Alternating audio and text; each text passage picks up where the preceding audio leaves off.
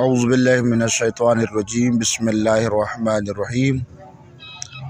ये किताब आहे जंहिंमें इहा इल्म जी फ़ज़ीलत जे बारे में हदीस मिले थी त अल इल्मु नूरुन, इल्म नूर आहे।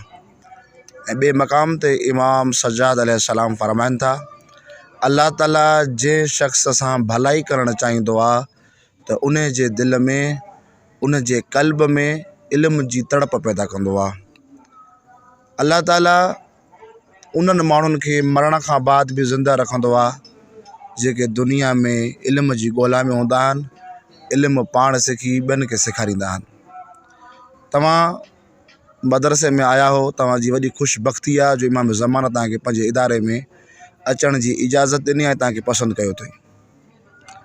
तव्हां हाणे छुटी ते वञो था पिया, तक़रीबन 24-25 ॼणा तालिब इल्म आहियो त इमाम जे इदारे जा महिमान बि आहियो, मेज़बान बि आहियो। हाणे तव्हां घर था वञो, तव्हांजो किरदारु अहिड़ो हुजे जो तव्हांजे किरदार खे ॾिसी करे ॿिया माण्हू इमाम अली अलैहिस्सलाम जे मकतब जी तारीफ़ कनि, इमाम जे मदरसे जी तारीफ़ कनि। तव्हां पंहिंजे ज़बान खां वधीक पंहिंजे किरदार सां तबलीग कजो। तव्हांजो उथणु वेहणु खाइणु पीअणु ईअं हुजे जीअं इमाम अली अलैहिस्सलाम पसंदि कनि पिया। तव्हांजी उमिरि नंढड़ी आहे, 18 खां 22 साल जा उमिरि जा आहियो तव्हां। यकीनन ही उमिरि गुज़रण में देरि न थींदी आहे। तव्हां हिन उमिरि खे कोशिशि कयो त अहिड़नि कमनि में सर्फ़ कयो जेके तव्हांखे दुनिया में बि बुलंद कनि त आख़िरत में बुलंद कनि।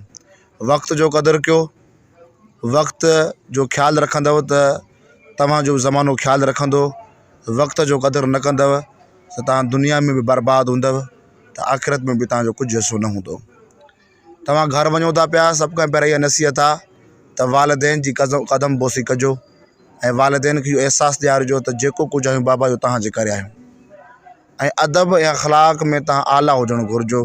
वॾनि जो अदब, वॾनि जो लिहाज़, न्याणियुनि भेणुनि जो लिहाज़, नंढनि ते शफ़क़त। जीअं रसूल ख़ुदा जो किरदारु हो तव्हांजो बि ईअं हुजणु घुरिजे।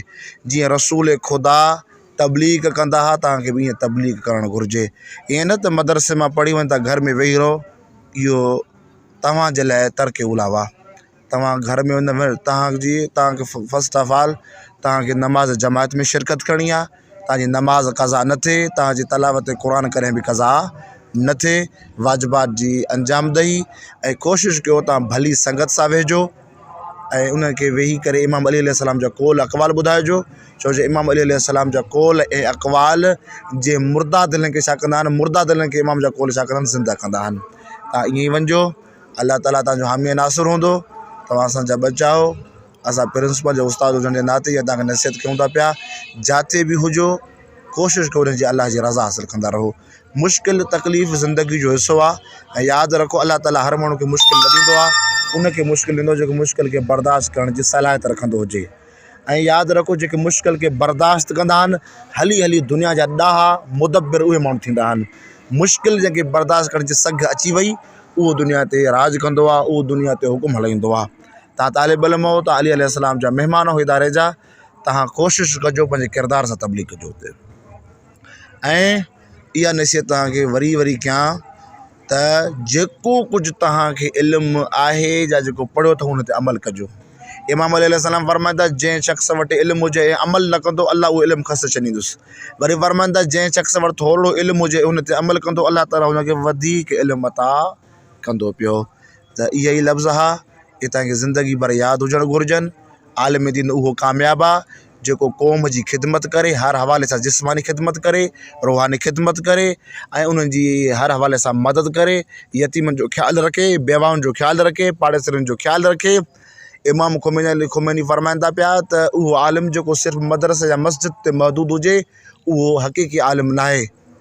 हक़ीक़ी आलिम उहा जेको क़ौम जी ख़िदमत करे, क़ौम जे ॾुख खे दूरि करे। हर हवाले सां तव्हां ईअं एक्टिव रहिजो ऐं तव्हां पंहिंजे किरदार खे बुलंद करण जी कोशिशि कंदा रहिजो। तव्हांजी नज़र में इमाम ज़माना जी इज़त हुजे, इमाम ज़माना जी गैबत नज़र में हुजे, क़ुरान जी इज़त तव्हां नज़र में हुजे ऐं इमाम अलैहिस्सलाम जो मकतब तव्हांजी नज़र में हुजे। अगर तव्हांजी नज़र निगाह ईअं रही त तव्हां मुख़लिस बणिजी वेंदव। अल्लाह ताला मुख़लिस दिलि खे पसंदि कंदो आहे, ऐं जेके अल्लाह ताला जी राह में ज़हमतूं कंदा आहिनि अल्लाह ताला उन्हनि जे लाइ रस्ता हमवार करे छॾींदो आहे। उहे दुनिया ते बुलंद हूंदा आहिनि त आख़िरत में बि बुलंद हूंदा आहिनि। ऐं यादि रखिजो, इमाम अली जेका वसियत कई इमाम हसन मुजतबा खे त ज़िंदगी भर ज़ालिम ते लानत कजो, ज़िंदगी भर मज़लूम जा हामी रहजो। इहे लफ़्ज़ आहिनि, इहा जेका मुंहिंजी तव्हांखे नसीहत आहे, या ज़िंदगी भर इन नसीहत ते अमल कंदा रहिजो। अस्सलाम वरहमतुल्लाहि वबरकातुहू।